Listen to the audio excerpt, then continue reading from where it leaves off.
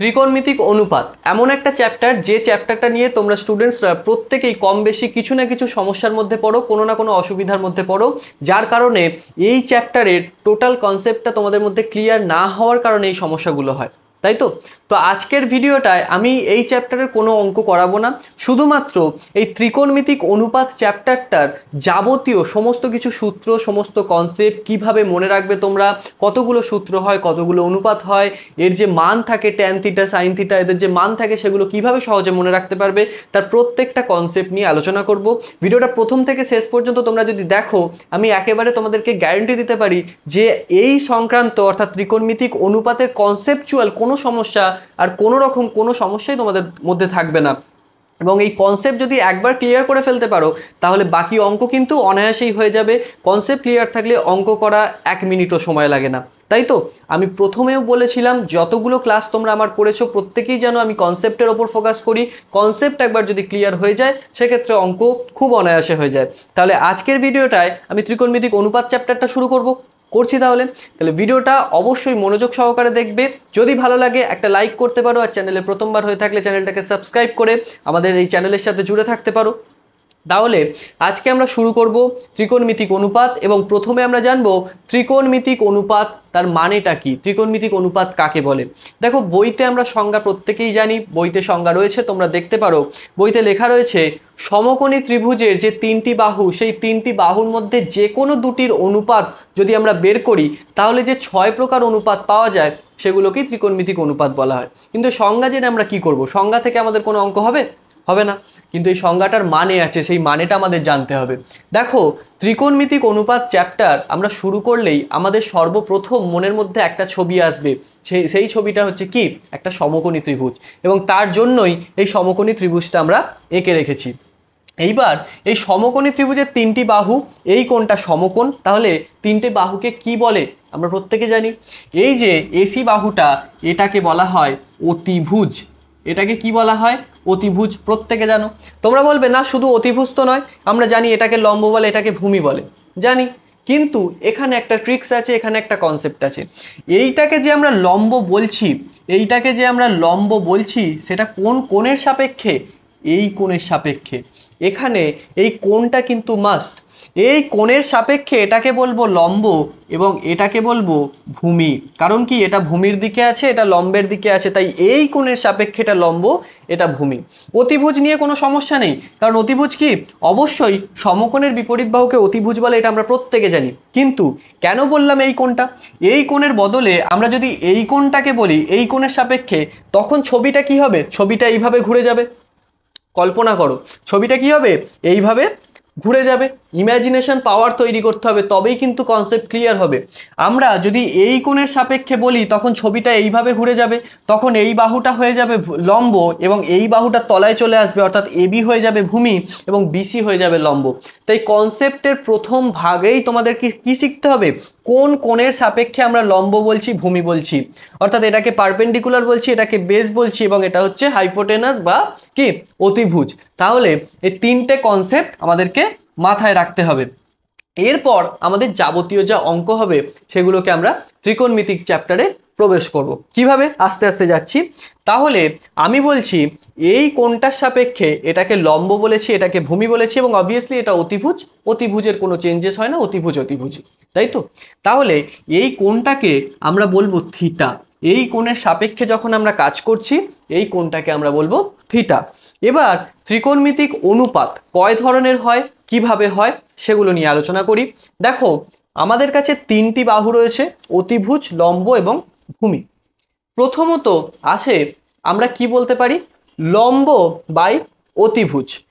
লম্ব বাই অতিভুজ আমরা কি পড়েছিলাম সংজ্ঞায় পড়েছিলাম, আরো একবার বলি, সমকোণী ত্রিভুজের 3টি বাহুর মধ্যে যে কোনো দুটির বাহুর অনুপাতে যে টোটাল 6 প্রকার অনুপাত সৃষ্টি হয় সেগুলোকেই ত্রিকোণমিতিক অনুপাত বলে। তাহলে 1 নম্বরে আমি কি বলবো? 1 নম্বরে আমি বলবো লম্ব বাই অতিভুজ। লম্ব বাই অতিভুজ মানে কোনটা? লম্ব হচ্ছে এবি আর অতিভুজ হচ্ছে এসি। ত্রিকোণমিতিক ভাষায় এই অনুপাতটার একটা নামকরণ করা হয়েছে, সেটাকেই আমরা কি বলি? Sine theta. সেটাকে আমরা কি বলি, সাইন থিটা। তার মানে আমরা কি জানলাম, সাইন থিটা মানে হচ্ছে লম্ব বাই অতিভুজ। কোনটা মাথায় রাখবে, কোন কোণের সাপেক্ষে, অবশ্যই সি কোণের সাপেক্ষে, যেটাকে আমরা থিটা ধরেছি। তাহলে সর্বপ্রথম এই ছবিটার মধ্যে আমাকে আইডেন্টিফাই করতে হবে কোন কোণের সাপেক্ষে আমরা লম্ব আর ভূমি ধরছি। যদি আমরা এই কোণের সাপেক্ষে ধরতাম তখন কিন্তু অতিভুজের সংজ্ঞায় সাইন থিটার সংজ্ঞায় এ বি আর এসির মান কিন্তু পরিবর্তন হয়ে যেত। তাই এই কনসেপ্টগুলো কিন্তু ছোট্ট ছোট্ট কনসেপ্টগুলো মাথায় রাখা অত্যন্ত প্রয়োজনীয়। তা না হলে কিন্তু অঙ্ক কিচ্ছু করতে পারবে না, কিচ্ছু মাথায় থাকবে না। বোঝা গেল? তাহলে প্রথম কনসেপ্ট আমরা ক্লিয়ার করে ফেলেছি। তাহলে এরপর লম্ব বাই অতিভুজ অর্থাৎ এবি বাই এসি, এইটাকে ট্রাইগোনোমেট্রি বা ত্রিকোণমিতির ভাষায় একটা নাম দেওয়া হয়েছে, যাকে বলা হচ্ছে সাইন থিটা। সাইন থিটা, এটার পুরো নাম হচ্ছে SINE থিটা, সাইন থিটা। আমরা শর্ট ফর্ম ইউজ করি সাইন থিটা, এটাই সচরাচর ব্যবহার করা হবে। এটা মনে রাখার দরকার নেই, জাস্ট আমি বলে দিলাম। বোঝা গেল? এরপর দ্বিতীয় লম্ব বাই অতিভুজ হলো। এরপর আমরা করব ভূমি বাই অতিভুজ। ভূমি বাই অতিভুজ, সরি বানানটা ভুল হয়েছিল, ভূমি বাই অতিভুজ। ভূমি কোনটা? ভূমি হচ্ছে BC আর অতিভুজ হচ্ছে AC। ভূমি বাই অতিভুজকে আমাদের ট্রাইগোনোমেট্রি ভাষায় এই অনুপাতটাকে, এই নির্দিষ্ট অনুপাতটাকে একটা নামকরণ করা হয়েছে। সেই নামকরণটার নাম হচ্ছে কোসাইন থিটা, সংক্ষেপে কস থিটা। এটাকে কি বলা হচ্ছে? Cos theta. এর পুরো নাম হচ্ছে কোসাইন থিটা। ওকে, এটা সাইন, এটা কোসাইন। কোসাইনের শর্ট ফর্ম আমরা ইউজ করব কস থিটা। তাহলে কি জানলাম? Sine theta is equal to লম্ব বাই অতিভুজ, cos theta is equal to ভূমি বাই অতিভুজ। বোঝা গেল? এরপর 3 নম্বরে আমরা কি জানবো? আমাদের দুটো অনুপাত হয়েছে, টোটাল 6 প্রকার অনুপাত তৈরি করা যায়। এরপর আমরা জানবো লম্ব বাই ভূমি। লম্ব বাই ভূমি অর্থাৎ লম্ব কোনটা? AB, ভূমি কোনটা? BC, তাই তো? AB বাই BC বা লম্ব বাই ভূমি, এটাকেও ত্রিকোণমিতি বা ট্রাইগোনোমেট্রির ভাষায় একটা আলাদাভাবে নামকরণ করা হয়েছে, চিহ্নিতকরণ করা হয়েছে। সেই নামকরণটার নাম হচ্ছে ট্যানজেন্ট থিটা। বোঝা গেল? এবং সংক্ষেপে এটাকে বলা হয় ট্যান থিটা। কি বলা হয়? Tan theta. এটার পুরো নাম হচ্ছে ট্যানজেন্ট থিটা। এটার পুরো নাম কি? Tangent theta. এবং এখানে একটা বিষয় আছে, সেটা আমি পরে ক্লিয়ার করছি, বা আগে আমরা অনুপাতগুলো তৈরি করে নিই। দেখো আমাদের কি হলো, 3টে অনুপাত হয়ে গেছে এবং বাকি 3টে অনুপাত এর উল্টো হবে। মানে লম্ব বাই ভূমি হয়েছে, পরেরটা হয়ে যাবে ভূমি বাই লম্ব।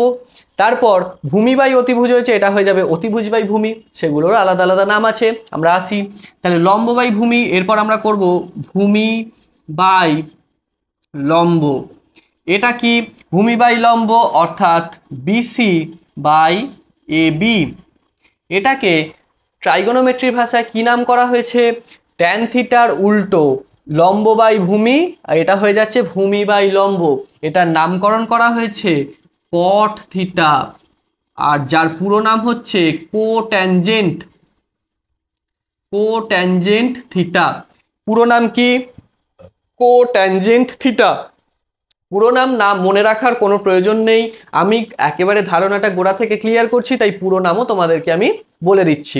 তাহলে এই প্রকার 4 নম্বর অনুপাতটা অর্থাৎ ভূমি বাই লম্ব, সেটাকে কি বলা হয়? কট থিটা। কট থিটা মানে কি? ভূমি বাই লম্ব। বোঝা গেল? এরপর অতিভুজ বাই লম্ব, অতিভুজ বাই ভূমি। অতিভুজ বাই ভূমি, এটাকে কি বলা হবে? আচ্ছা আগে নামটা লিখে নিই। অতিভুজের নাম হচ্ছে AC আর এর নাম হচ্ছে, ভূমির নাম হচ্ছে BC, তাই তো? অতিভুজের নাম AC, ভূমির নাম BC। তাহলে অতিভুজ বাই ভূমি, এটাকে ট্রাইগোনোমেট্রির ভাষায় কি বলা হয়?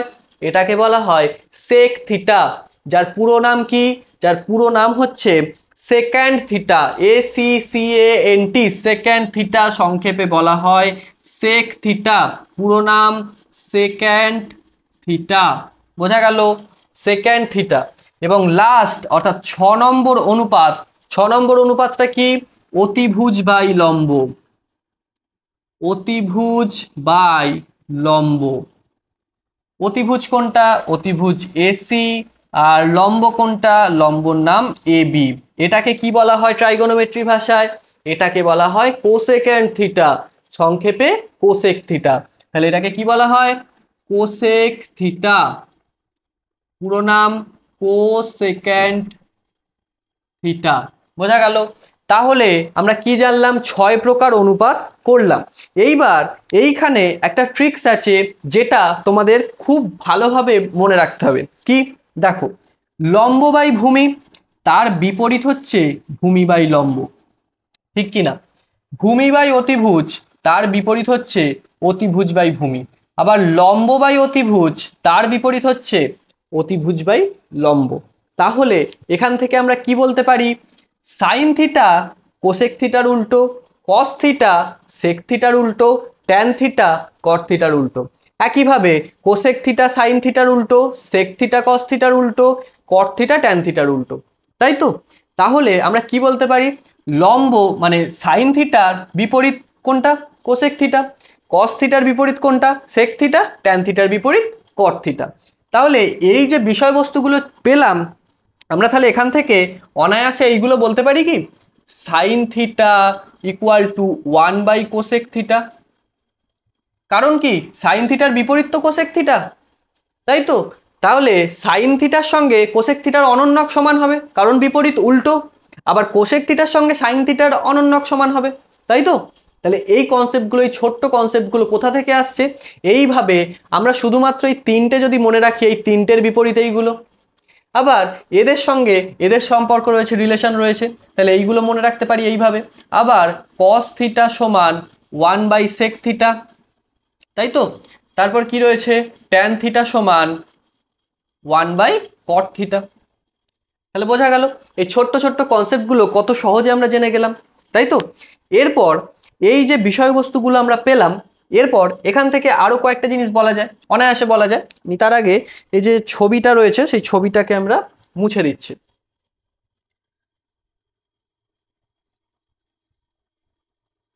ছবিটাকে মুছে দিলাম। তাহলে সাইন থিটা সমান 1/কোসেক থিটা, এখান থেকে ইমপ্লাইজ করে আমরা কি বলতে পারবো? Sine theta into cosec theta equal to 1 বলতে পারবো। Sine theta equal to one by cosec theta, তাহলে এখান থেকে ইমপ্লাইজ করে আমরা বলতেই পারি sine theta into cosec theta equal to 1 বলতে পারি তো? অনায়াসে বলতে পারি। তাহলে বললাম। এখান থেকে একইভাবে ইমপ্লাইজ করে বলতে পারবো কস থিটা গুণ সেক থিটা ইকুয়াল টু 1। এখান থেকে বলতে পারবো, এখান থেকে কি বলতে পারবো? ট্যান থিটা গুণ কট থিটা ইকুয়াল টু 1। তাহলে আমরা টোটাল কটা সূত্র পেলাম আপাতত? এগুলো কিন্তু সূত্র নয়, কিন্তু মনে রাখতে হবে, মানে লাগবে, অঙ্কের ক্ষেত্রে কাজে লাগবে। সাইন থিটা সমান কোসেক থিটা 1 নম্বর বলতে পারো, এটা 2 নম্বর বলতে পারো, এটা 3 নম্বর বলতে পারো, এটাকে 4, এটাকে 5, এটাকে 6 বলতেই পারি আমরা। তাহলে 6টা সূত্র আমরা কত সহজে শিখে গেলাম। শিখলাম তো?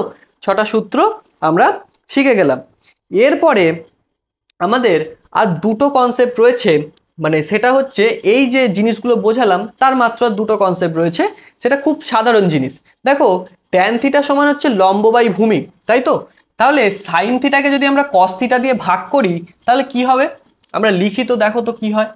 সাইন থিটাকে যদি আমরা কস থিটা দিয়ে ভাগ করি তাহলে কি বলতে পারবো? লম্ব বাই অতিভুজ, তাই তো? তার সঙ্গে ভাগ করলে পরেরটা উল্টে যাবে, তাহলে হয়ে যাবে অতিভুজ বাই ভূমি, তাই তো? অতিভুজ বাই ভূমি। আমি ভাগ করলাম, এক লাইন স্কিপ করলাম আর কি। মানে সাইন থিটা ভাগ কস থিটা মানে কি? লম্ব বাই অতিভুজ ভাগ ভূমি বাই অতিভুজ। তাহলে লম্ব বাই অতিভুজ গুণ অতিভুজ বাই ভূমি, তাই তো? এটা লিখতে পারি। তাহলে সেটাই আমরা লিখলাম। দেখো, অতিভুজ আর অতিভুজ কেটে যাচ্ছে, তাহলে কি বলতে পারছি? লম্ব বাই ভূমি বলতে পারছি তো? তাহলে এখান থেকে কি বলতে পারবো? লম্ব বাই ভূমি মানে কে? লম্ব বাই ভূমি মানে ট্যান থিটা, তাই তো? লম্ব বাই ভূমি মানে ট্যান থিটা। তাহলে এখান থেকে আমরা আরো একটা সম্পর্ক পেলাম। কি সম্পর্ক পেলাম? এটা sine theta by cos theta equal to tan theta. Sine theta by cos theta equal to tan theta. আবার যদি বলি cos theta by sine theta, তাহলে অতিভুজ অতিভুজ কেটে যাবে, ভূমিটা উপরে চলে যাবে, লম্বটা নিচে চলে আসবে। একইভাবে একইভাবে করে দেখাতে হবে। দেখাচ্ছি, দেখো। আমরা কস থিটা বাই কি বলবো? সাইন থিটা, তাই তো? তাহলে কস থিটা মানে কি? কস থিটা মানে হচ্ছে ভূমি বাই অতিভুজ, ভূমি বাই অতিভুজ, অতিভুজ কেটে যাবে। আর সাইন থিটা মানে হচ্ছে লম্ব বাই অতিভুজ, তাহলে লম্বটা নিচে চলে আসবে, অতিভুজ ওপরে গিয়ে কেটে যাবে, তাহলে ভূমি বাই লম্ব। আর ভূমি বাই লম্ব মানে কে? ভূমি বাই লম্ব মানে কট থিটা। তাহলে এখান থেকে আরো দুটো ফর্মুলা আমরা পেয়ে গেলাম। 7 নম্বরে sine theta by cos theta equal to tan theta, বা tan theta equal to sine theta by cos theta. আবার অন্য দিক থেকে বলতে পারবো cos theta by sine theta, এই যে এটা cos theta by sine theta equal to কি? ইকুয়াল টু কট থিটা, অথবা cot theta equal to cos theta by sine theta. তাহলে এই কনসেপ্টগুলো কত সহজে আমরা শিখে গেলাম, খুব সহজে শিখলাম তো। এরপরে আমাদের আসবে সূত্র, কয়েকটা সূত্র। কি সূত্র? এই সাইনের সাথে কসের সূত্র, তারপর কটের সাথে সেকের, ট্যানের সাথে সেকের সূত্র, এই ধরনের কয়েকটা সূত্র আসবে। সূত্রগুলো আমি তোমাদের বলে দিচ্ছি। সাইনের সাথে কসের সূত্র হয়, প্লাসের সূত্র হয়। আমি এখানে দেখাচ্ছি, দেখো সাইনের সাথে কসের হয় প্লাসের সূত্র, সাইনের সাথে কসের হয় প্লাসের সূত্র। এরপরে কি? এরপর ট্যানের সাথে সেকের হয়, ট্যানের সাথে সেকের হয় মাইনাসের সূত্র। কার বললাম? ট্যানের সাথে সেকের হয় মাইনাসের সূত্র হলো। এবং কটের সাথে কোসেকের হয় মাইনাসের সূত্র। এই তিনটে বিষয় মনে রাখো, তারপর আমি বলছি সূত্রগুলো কি কি। তাহলে কি বললাম? সাইনের সাথে কসের হয় প্লাসের সূত্র, সাইনের সাথে কসের হয় প্লাসের সূত্র, ট্যানের সাথে সেকের হয় মাইনাসের সূত্র, এবং কটের সাথে কোসেকের হয় মাইনাসের সূত্র। তাহলে এতক্ষণ ধরে যা যা বললাম মাথায় ঢুকেছে? হ্যাঁ কি না বলো? মাথায় ঢুকেছে? কি কি বললাম? প্রথমত একটা ত্রিভুজ ছিল, সেই ত্রিভুজের কোন কোনটাকে আমরা ধরছি, কার সাপেক্ষে লম্ব বলছি, কার সাপেক্ষে ভূমি বলছি, এই বিষয়টা কিন্তু দ্য মোস্ট ইম্পর্টেন্ট। ফার্স্ট তোমাকে এটাই জানতে হবে, কার সাপেক্ষে বলছো, কোন কোনটাকে তোমরা থিটা বলছো, এটা কিন্তু মাস্ট, এটা ফার্স্ট ইম্পর্টেন্ট। বোঝা গেল? নেক্সট প্রসেস কি? নেক্সট প্রসেস, সেই থিটা কোণের সাপেক্ষে কোনটা লম্ব বাই অতিভুজ সেটা লিখবো, লম্ব বাই অতিভুজ। তাহলে লম্ব বাই অতিভুজটাকে ট্রাইগোনোমেট্রির ভাষায় একটা আলাদা করে নামকরণ করা হয়েছে, যার নাম সাইন থিটা, পুরো নাম SINE, সাইন থিটা। বোঝা গেল? আবার ভূমি বাই অতিভুজ, এটাকে বলা হচ্ছে কস থিটা, পুরো নাম কোসাইন থিটা, মানে কোসাইন থিটা বলা হয়, শর্ট ফর্ম ইউজ করা হয় কস থিটা, আমরা শর্ট ফর্মগুলো ইউজ করব। নেক্সট লম্ব বাই ভূমি কি বলা হচ্ছে? ট্যানজেন্ট থিটা, শর্ট ফর্মে ট্যান থিটা। একইভাবে ভূমি বাই লম্ব, এটাকে কি বলা হচ্ছে? Cotangent theta, short form cot theta. অতিভুজ বাই ভূমি secant theta, short form sec theta. এবং লাস্টলি অতিভুজ বাই লম্ব, সেটা হচ্ছে কোসেক্যান্ট থিটা, সংক্ষেপে কোসেক থিটা। আবার লম্ব বাই অতিভুজের বিপরীত অতিভুজ বাই লম্ব, তাহলে সাইন থিটা সমান হচ্ছে 1 বাই কোসেক থিটা। এখান থেকে একটা ফর্মুলা পাচ্ছি, এই যে sign theta equal two cosec theta, এই ফর্মুলাটা পেয়ে যাচ্ছি, sign theta into cosec theta equal to 1।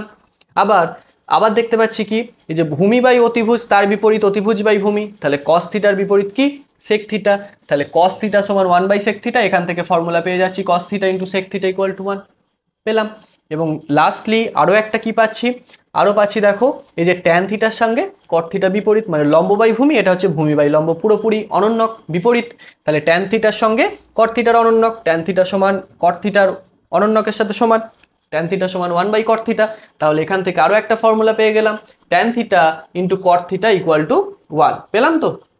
এই ফর্মুলাগুলো পেলাম। তাহলে বোঝা গেল আপাতত আমাদের এই যে ট্রাইগোনোমেট্রির মেন যে অনুপাতের চ্যাপ্টারের মেন যে বিষয়বস্তুগুলো, ধারণাগুলো, সেগুলো আমরা ক্লিয়ার করে ফেলেছি। এরপর আমরা সূত্রগুলো জানবো এবং তার পরবর্তী পার্টে আমরা মানগুলো জানবো, তাহলেই আমাদের অঙ্ক হয়ে যাবে। তাহলে এত অবধি যদি বুঝে থাকো, এর পরের পার্টে আমরা আলোচনা করব কি, যে সূত্রগুলো আছে, মাত্র 3টে সূত্র আছে, এবং সেখান থেকে সেই সূত্রগুলোর প্রমাণ করা যায়, সেই সূত্রগুলোর অনেক কিছু করা যায়, আমি আসছি। তাহলে এতটা বোঝা গেছে, এইগুলো তোমরা খাতায় নোট ডাউন করবে এবং তারপর আমি পরবর্তী স্টেপে আসছি। ওকে, হলো তাহলে? এরপর আমরা 3টে গুরুত্বপূর্ণ সূত্র জানবো, যেটা আমরা বলছিলাম। এতটা অবধি যদি নোট ডাউন করা হয়ে থাকে, এরপরে আমরা 3টে সূত্র জানবো, এবং সেই 3টে সূত্র থেকে আমরা আরও 6টা সূত্র তৈরি করব, এবং অনায়াসে সেগুলোকে মনে রাখতে পারবো। মানে একটা একটা আলাদা আলাদা করে মনে রাখার কোনো প্রয়োজন নেই। আমরা 3টে সূত্র জানবো, সেই 3টে সূত্রকে আরও 6টা সূত্র প্রয়োগ করে, মানে তৈরি করে, টোটাল 9টা সূত্র আমরা জানবো। ঠিক আছে? খুব সহজ, বিষয়বস্তুগুলো বুঝে গেলে খুব সহজ লাগবে। দেখো কি বললাম তোমাদের প্রথমে, সাইনের সাথে কসের হয় যোগের সম্পর্ক, সাইনের সাথে কসের হয় প্লাসের সম্পর্ক। তাহলে প্রথম সূত্রটা কি? সাইনের সাথে কসের যোগের সম্পর্ক। তাহলে 1 নম্বর সূত্রটা আমরা জানবো, sign square theta plus cos square theta equal to 1। কি জানলাম? Sine square theta plus cos square theta equal to 1। এরপর 2 নম্বরে কি জানবো? 2 নম্বরে আমি তোমাদের কি বলেছিলাম, একটু আগেই বলেছিলাম, ট্যানের সাথে কোসেকের কি, ট্যানের সাথে সেকের মাইনাসের সম্পর্ক, ট্যানের সাথে সেকের বিয়োগের সম্পর্ক। তাহলে কি বলতে পারবো? এখান থেকে আরও একটা সূত্র থাকবে, sec square theta minus tan square theta equal to 1। এবং 3 নম্বর কি বলেছিলাম, কোসেকের সাথে কার সম্পর্ক থাকবে? এই কটের সম্পর্ক থাকবে, কটের সাথে কোসেকের বা কোসেকের সাথে সম্পর্ক থাকবে কার? কটের বা কোসেকের। তাহলে এদের সম্পর্কটা কি? ঋণাত্মক। তাহলে 3 নম্বর সূত্রটা কি? 3 নম্বর সূত্র হচ্ছে cosec square theta minus cot square theta equal to 1। তাহলে ডান দিকটা কিন্তু একই হচ্ছে, সবকটা 1। সূত্রগুলো কি জানলাম? Sine square theta plus cos square theta equal to 1, sec square theta minus tan square theta equal to 1, এবং 3 নম্বরে জানলাম কি? Cosec square theta minus cot square theta equal to 1। এই 3টে সূত্র আমাদের মেনলি এই যে অনুপাত চ্যাপ্টারের মেন সূত্র বলা যায়। এগুলো হচ্ছে ভিত, একেবারে ভিত, গোড়ার বিষয়। এরপর এখান থেকে আরও কিছু ফর্মুলা তৈরি করা যায়। কিভাবে করা যায়? তৈরি বলতে কি, সেই ফর্মুলাগুলো তোমাদের আসবে, মনে রাখতে হবে। কিভাবে করছি সেটা দেখো। এই পোর্শনটা মুছে দিলাম, এদিকটাতে দেখাচ্ছি। দেখো, sine theta plus sine square theta plus cos square theta equal to 1। এখান থেকে আমরা তৈরি করতে পারি কি, sine theta equal to 1 minus cos square theta, মানে sine square theta equal to 1 minus cos square theta. মানে সাইন স্কোয়ার থিটাটাকে যদি বাঁদিকে রাখি, তাহলে এখান থেকে কি বলতে পারবো? Sine square theta equal to 1টা ডান দিকে ছিল মাইনাস কস স্কোয়ার থিটা। বলতে পারবো তো? বলতে পারবো। এবং এই সাইন থিটার মান যদি আমরা বের করতে চাই, তাহলে স্কোয়ারটা তুলে দিয়ে এর মাথায় রুট দিতে পারি, পারি তো? তাহলে সাইন থিটা সমান root over 1 minus cos square theta. কত সহজে একটা ফর্মুলা তৈরি হয়ে গেল। এখান থেকে আরও একটা ফর্মুলা তৈরি করা যায়, সেটা হচ্ছে একইভাবে কস theta equal to 1 minus sine square theta. একইভাবে কসটাকে বাঁদিকে রাখলাম, সাইনটাকে ডান দিকে নিয়ে গেলে ঋণাত্মক হয়ে গেল, এবং স্কোয়ার তুলে এর মাথায় রুট হয়ে গেল। তাহলে এই ফর্মুলা থেকে, এই 1 নম্বর ফর্মুলা থেকে আমি আরও দুটো ফর্মুলা পেলাম তো। এরপর একইভাবে এই যে 2 নম্বর ফর্মুলা, এই 2 নম্বর ফর্মুলা থেকে আমরা আরও দুটো ফর্মুলা পাবো। কি পাবো? দেখো,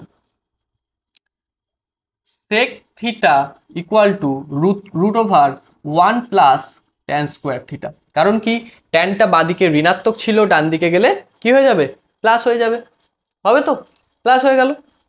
তাহলে সেক থিটা সমান পেলাম root over 1 plus tan square theta. এবং এখান থেকে আরও একটা পাবো, ট্যান থিটা। দেখো, ট্যান স্কোয়ার থিটাটা যদি ডান দিকে নিয়ে যাই, তবেই কিন্তু আমার ঋণাত্মকটা পজিটিভ হবে এবং এটা এদিকে চলে আসবে। তাহলে কি হয়ে যাবে? সেকটা এরকম থাকবে, sec square theta minus 1 root over tan theta সমান। এই বিষয়টা বুঝতে পারলে কি, দেখো, এটা আমি বাচ্চাদের জিনিস, জাস্ট ক্যালকুলেশন। কি করলাম? Minus tan square theta equal to 1 minus x square theta, তাই তো? তাই তো? তারপর দুদিক থেকে মাইনাস কমন নিলাম, তাহলে হয়ে গেল সেক্স স্কোয়ার থিটা মাইনাস 1, এবং মাইনাস মাইনাস কেটে গিয়ে হয়ে যাচ্ছে, মানে বিষয়টা আমি আরও ক্লিয়ার করে দেখাচ্ছি। দেখো, minus tan square theta equal to 1 minus x square theta. এদিকে মাইনাস চলে আসতে, তাই মাইনাসটা আমাদের তুলতে হবে। কমন নিলাম, এখান থেকে যদি মাইনাস কমন নিই, তাহলে সেক্স স্কোয়ার থিটা মাইনাস 1 হয়ে যাবে, হবে তো? তারপর মাইনাস মাইনাস কেটে যাবে, আর বাকিটা রুট, যেমন হলো। তাহলে এই বিষয়টা বোঝা গেল।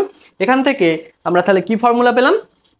একটা ফর্মুলা পেলাম sec theta equal to 1 plus root over 1 plus tan square theta, আর একটা পেলাম tan theta equal to root over 1 sec square theta minus 1। তাহলে এই কনসেপ্টগুলো থেকে যে সূত্রগুলো পাচ্ছি সেগুলো কিন্তু মনে রাখবে। তাহলে 1 নম্বর, 2 নম্বর, 3 নম্বর। তারপর এখান থেকে কি পেয়েছি? এটা 4 নম্বর সূত্র, এটা 5 নম্বর সূত্র, এটা 6 নম্বর সূত্র, এটা 7 নম্বর সূত্র। এখনো দুটো সূত্র পাবো এইটা থেকে কি পাবো? দেখো, cosec square theta minus cot square theta equal to 1। তাহলে এখান থেকে কি বলতে পারবো? Cosec theta equal to 1 plus cot square theta root over, তাই তো? Cosec theta equal to root over 1 plus cot square theta হলো। আরও একটা সূত্র পাবো একইভাবে এইটার মতো, সেটা কি পাবো? Cot theta equal to root over cosec square theta minus 1। বোঝা গেল? ওই মাইনাস কমন নিয়ে যে ব্যাপারটা হলো, তাহলে এটা 6 নম্বর, 7 নম্বর, এটা হয়ে যাচ্ছে 8 নম্বর এবং এটা হয়ে যাচ্ছে 9 নম্বর। তাহলে তিনটে সূত্র থেকে কিভাবে 3 স্কোয়ার করে 9টা সূত্র হয়ে গেল? খুব সহজ না? সূত্রগুলো কিভাবে কত সহজে এলো? তাহলে আমাদের আলাদা আলাদা করে মুখস্থ করার দরকার আছে? দরকার নেই তো, একেবারে দরকার নেই। তাহলে একেবারে আমাদের যে অনুপাত, ত্রিকোণমিতিক অনুপাতের চ্যাপ্টারের যতগুলো সূত্র কত সহজে আমরা করে ফেললাম, করলাম তো? তাহলে প্রথমে যে কথাটা বলেছিলাম যে এই ভিডিওটা যদি প্রথম থেকে শেষ পর্যন্ত দেখো, ধারণায় আর কোনো রকম সমস্যা থাকবে না, সেটা সত্যি হয়েছে তো? কোনো সমস্যা নেই তো? যদি এখনো কোনো সমস্যা থেকে থাকে আমাকে নিচে কমেন্ট করে জানাও, আমি সেটারও উত্তর দিয়ে, যথাযথ উত্তর দিয়ে আমি তোমাদের কিন্তু ধারণা ক্লিয়ার করে দেওয়ার চেষ্টা করব। তাহলে সূত্র আপাতত ক্লিয়ার, এতগুলো সূত্র আমরা জেনে গেছি। এবার এখানে এই যে সূত্রগুলো আছে sign square theta plus cos square theta equal to 1, এই সমস্ত সূত্রের প্রমাণ অনেক সময় দেয়। প্রমাণগুলো খুব সহজ, একটা ত্রিভুজ আঁকতে হবে, ত্রিভুজ এঁকে প্রমাণগুলো করতে হয়। যদি তোমরা প্রমাণ চাও বলো, আমি নেক্সট পার্টের ভিডিওতে তৈরি করে দেবো। ওকে, তোমাদের শিখিয়ে দেবো প্রমাণগুলো। তাহলে আপাতত এইগুলো হয়ে গেল।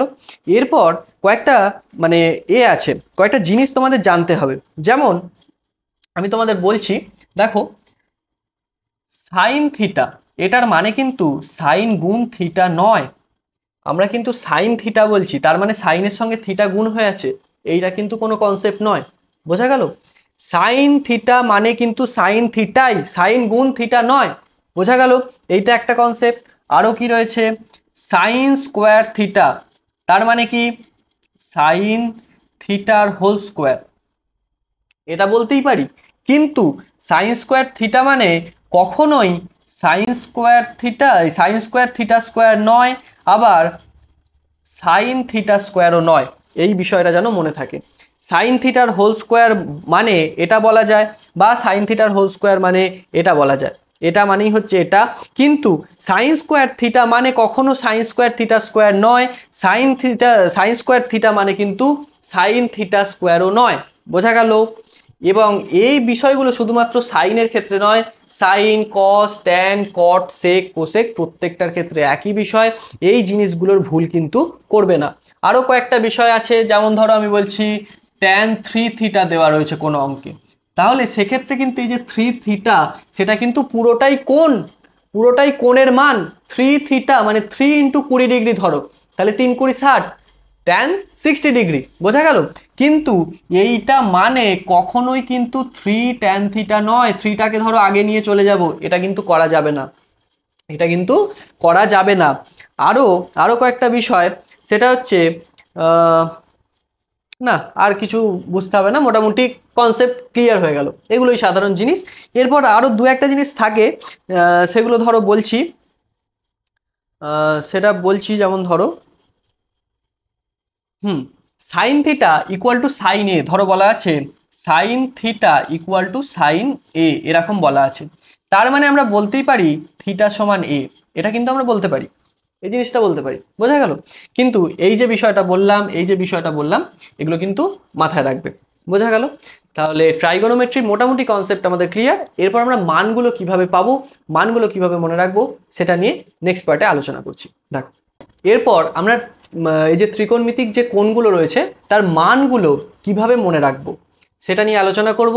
এই যে দেখো আমি তৈরি করে রেখেছি sine 0 degree, sine 30, sine 45, sine 60, sine 90, একইভাবে কস 0, কস 30, কস 45, কস 60, কস 90, এইভাবে একেবারে সাইন, কস, ট্যান, কট, সেক, কোসেক প্রত্যেকটা 6টা অনুপাতের মানই আমরা কিভাবে মনে রাখতে পারি।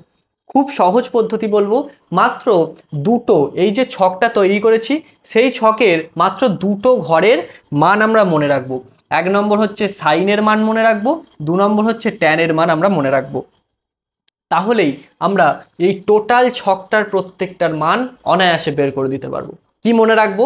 যেটা মনে রাখবো সেটা আমি বলছি, সাইনের ঘরের মানটা হবে 0, 1/2, 1/√2, √3/2 এবং 1। এই মানটা যেন মনে থাকে। কি মান বললাম? 0, 1/2, 1/√2, √3/2 এবং 1 মনে থাকবে। তাহলে সাইনের ঘরের মানটা আমি কি বললাম? 0, 1/2, 1/√2, √3/2 এবং 1, এই মানটা যেন মনে থাকে। হলো? এবং এরপরে আমাদের বলেছিলাম কি ট্যানের ঘরের মানটা মনে রাখতে হবে। ট্যানের ঘরের মান কি হয় আমি বলছি, দেখো 0, 1/√3, তারপরে হয় 1, তারপরে হয় √3 এবং 90 ডিগ্রির মান পাওয়া যায় না, তাই ক্রস দেব। ওকে, বোঝা গেল? কি বললাম, ট্যানের মানটা কিভাবে মনে রাখবো? 0, 1/√3, 1√3 কাটা, হয় না, শেষ মানটা হয় না। বোঝা গেল? ব্যাস, এই দুটো মান আমরা জানি, মুখস্থ করে রাখবো। বাকি মানগুলো আমরা জাস্ট চুটকিতে করে ফেলবো খুব সহজে। দেখো, সাইনের মান এইগুলো পেয়েছি, কসের মান কি হবে? ডান দিক থেকে উল্টে যাবে। কসের মান কি হবে? সাইনের ডান দিক থেকে উল্টে যাবে। কিরকম? এদিকের লাস্টে আছে 1, এর ফার্স্টে হবে 1, তারপরে আছে √3/2, এর দ্বিতীয় ঘরে হবে √3/2, এর তৃতীয় ঘরে 1/√2, তাহলে তৃতীয় ঘরে এরও হবে 1/√2, আর থার্ড ঘরে এটা চলে যাবে থার্ড ঘরে, মানে হাফ হয়ে যাবে, এবং জিরোটা চলে যাবে এখানে, তাহলে এটা কি হয়ে যাবে? এটা হয়ে যাবে 0। তাহলে বোঝা গেল কিভাবে মানে করলাম। সাইনের মানটা মনে রাখলাম, ট্যানের মানটা মনে রাখলাম, সাইনের জায়গায় কস যখন বের করব তখন ডান দিক থেকে মানগুলো আমরা পুরোপুরি উল্টে দেব। হলো, বোঝা গেল? এরপর ট্যানের মানটা অবভিয়াসলি মুখস্থ করে রেখেছিলাম, 0, 1/√3, 1√3 এবং শেষের মানটা পাওয়া যায় না। এরপরে চলে এসো এই বাকি তিনটে। আমরা কি জানি? ট্যানের উল্টো হচ্ছে কট, তাহলে কটের মান কি পাবো? কি পাবো? 1/0। 1/0 মানে কোনো সংখ্যাকে আমরা যদি 0 দিয়ে ভাগ করি তার মান কি পাওয়া যায়?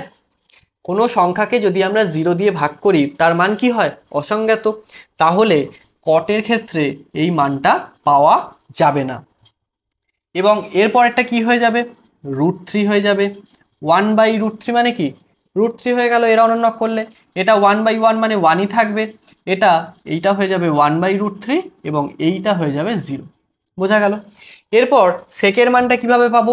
কসকে উল্টে দিলেই আমরা সেকের মান পাবো। একদম ফার্স্টে আলোচনা করেছিলাম কসের উল্টো হয় সেক, তাহলে সেকের মানটা উল্টে দিই।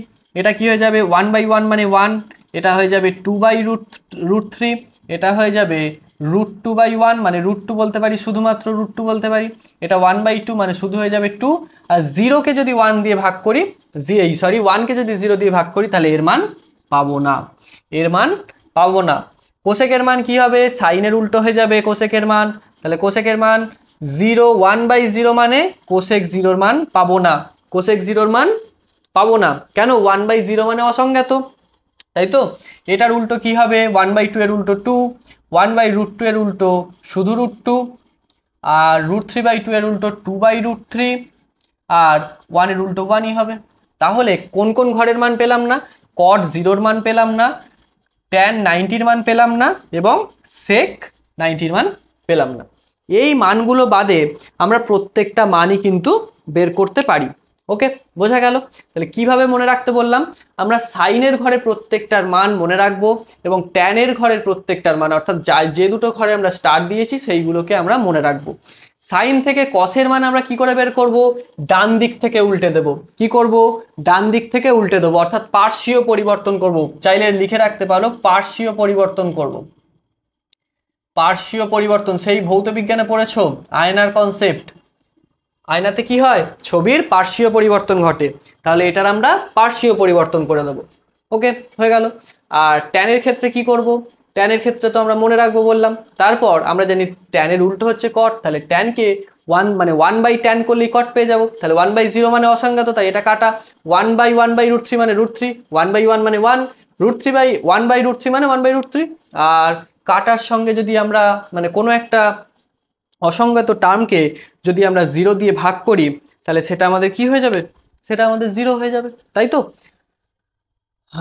তাহলে ট্যান থেকে কট আমরা কিভাবে পেলাম মোটামুটি বোঝা গেল। এবং এইভাবে তোমরা উল্টেও দিতে পারো, সেই একই জিনিস আসছে, অসুবিধা নেই। আবার কস থেকে সেকের মান কিভাবে পাবো? কস থেকে সেকের মান কিভাবে পাবো? কস থেকে সেকের মান পাবো আমরা 1/cos মানেই সেক, তাই তো? 1/cos মানেই সেক, তাহলে 1/1, √3/2 মানে 2/√3, 1/√2 মানে শুধু √2 হয়ে যাবে, আর 1/2 মানে শুধু 2 হয়ে যাবে। একইভাবে কোসেকটা সাইনের উল্টে যাবে, হয়ে গেল। তাহলে কত সহজে আমরা এই ট্রাইগোনোমেট্রির চ্যাপ্টারের অর্থাৎ ত্রিকোণমিতিক অনুপাতটা সম্পূর্ণটা, একেবারে সম্পূর্ণটা গোড়া থেকে শুরু করে মানগুলো কিভাবে মনে রাখবো, সূত্রগুলো কিভাবে মনে রাখবো, সব কিছু কিন্তু এই ভিডিওতে আলোচনা করেছি। আর মানে আমি আশা করছি এরপর এই অনুপাত অর্থাৎ ত্রিকোণমিতিক অনুপাত সংক্রান্ত আর কোনো রকমের কোনো প্রবলেম তোমাদের থাকার কথা নয়। তাই তো? নেক্সট দিন থেকে আমি রেগুলারলি তোমাদেরকে এই চ্যাপ্টারের অঙ্কগুলো ধরে ধরে করাবো, তাহলে আরও বিষয় ক্লিয়ার হয়ে যাবে।